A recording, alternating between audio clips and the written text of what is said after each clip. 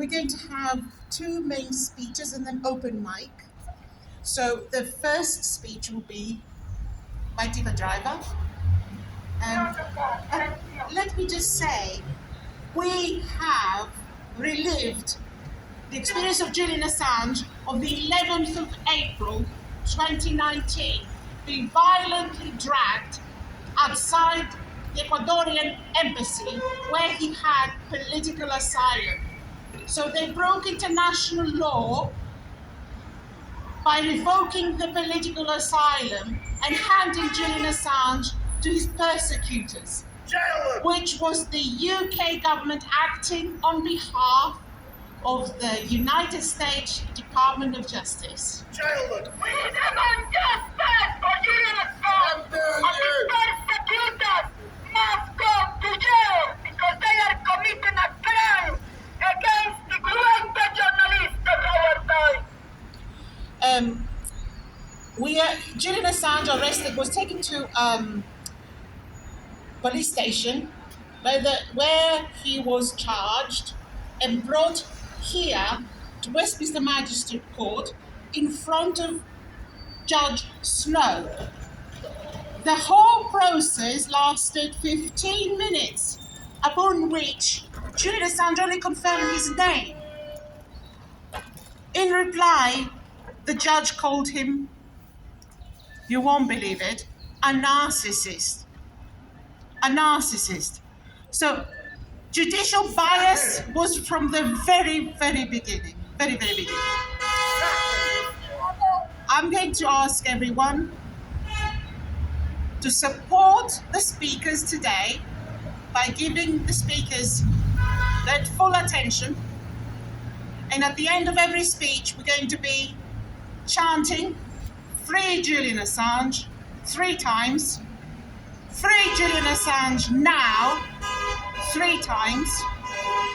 And there is only one decision, no extradition, which is very relevant to the location. 3 times. I'd like to invite Deepa, who has been a legal observer throughout the whole of the court system, working very closely with us to document and push through the obstacles in observing this case at every step. So please welcome Deepa.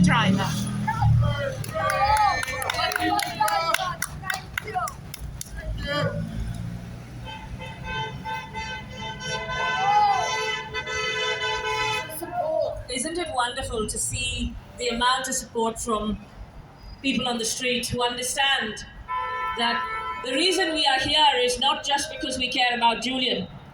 It's because we care about democracy, we care about human rights, we care about our family and friends. Because were it not for whistleblowers like Chelsea Manning, like Edward Snowden, like Daniel Hale, like David McBride, we would not know what happens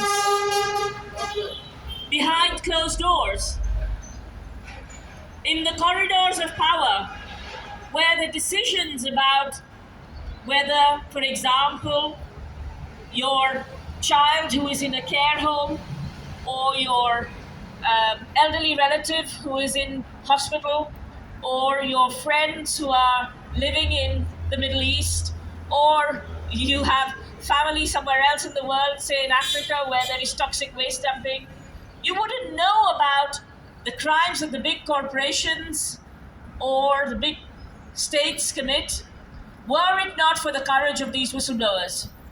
And in standing here today, we honor those whistleblowers and we honor the journalists who publish what these whistleblowers say.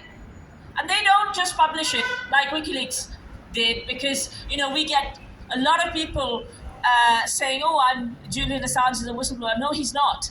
He's a publisher, and the reason WikiLeaks was so important and so revolutionary in publishing was because WikiLeaks was able to undertake a very strict and rigorous process using experts like Andy Worthington on the Guantanamo files, or experts like John Sloboda and others at Iraq Body Counts to look at the true cost of the Iraq war.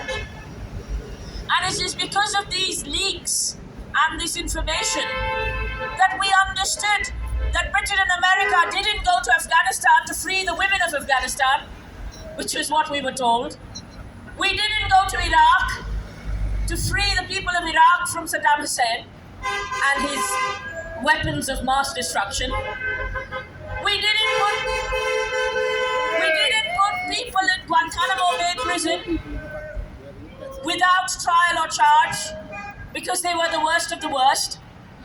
We did it because there were corrupt, dishonest, and inhumane people in positions of power which they should not have been in. And were it not for Chelsea Manning's courage and for the courage of all those people who worked behind the scenes at WikiLeaks alongside Julian Assange, that we would not have known the true cost of war, the true cost of Guantanamo.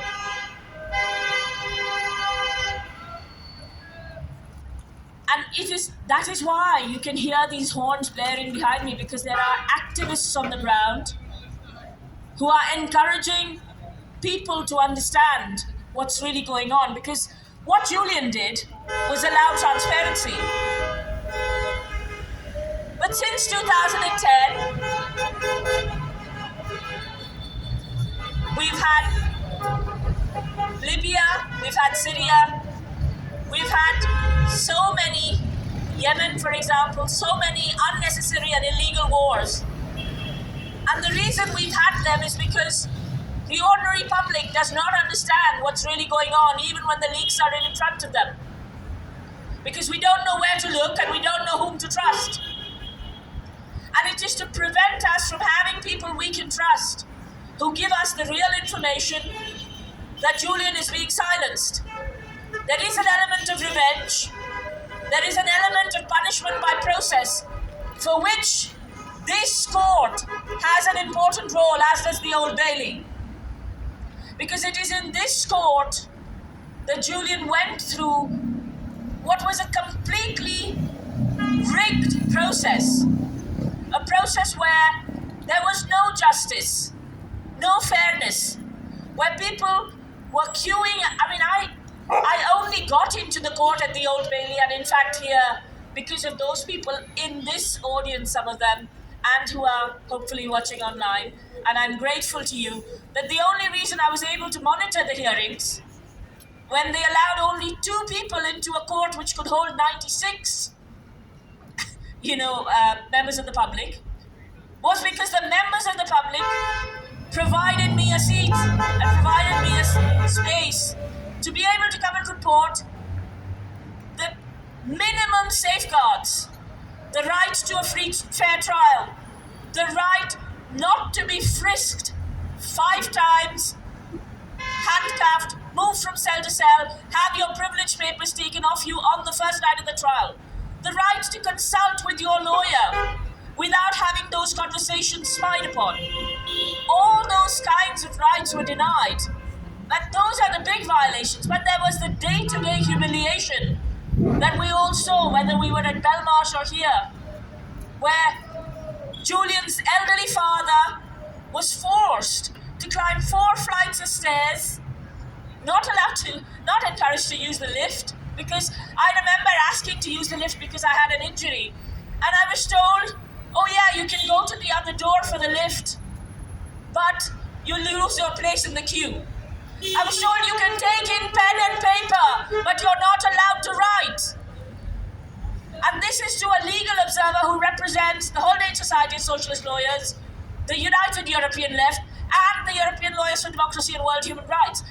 Despite having these big names behind me, I was not allowed to observe the trial in any level of, with any level of dignity. And my lack of dignity is neither here nor there. What they were dishonoring is the justice system, because all those lawyers, the legal community, the judges who were watching while basic rights of legal privilege, while basic rights of a fair trial while the international bodies, the UN Working Group on Arbitrary Detention and the UN Special Rapporteur on Torture, make findings. And Britain is still complicit in the persecution of a political prisoner. Britain talks about Ivan Gashevich in Russia, but in the heart of London and Belmarsh, we have Britain's political prisoner, Julian Assange. Shame on you! Shame on you, United Kingdom! Shame on Britain, shame on America, Shame on you! and shame on Sweden, and Australia, and Ecuador. Ecuador! Because Shame on you! Ecuador was, under Rafael Correa, made a very brave move to grant asylum to someone whose life was threatened. And when we threatened the right to asylum, we threatened the rights of those people arriving on boats, those people displaced by the very wars that Julian Assange revealed. And it is for these people, for the people who were killed, who were maimed, an 8-year-old child, Hanan Saleh Matroud, who used to collect sweets from the soldiers who were shot down in the streets, for the children who were killed, shown in the collateral murder video that everybody can watch online at collateralmurder.wikileaks.org, the children who were harmed and their father who was killed simply for being a good Samaritan and picking up a dying man off the street, a journalist, a Reuters journalist. And it is for these people that we stand here today and we demand justice. Justice from the Magistrates Court. Justice from the judges. Justice from the lawyers who are upholding the system. The Crown Prosecution Service is complicit in the violation of basic human rights. The Crown Prosecution Service was involved in watching Julian having a stroke in court while the lawyer was sitting in the well of the court saying he was malingering. These kinds of basic violations of humanity are some things that we should stand against, because it's not just about Julian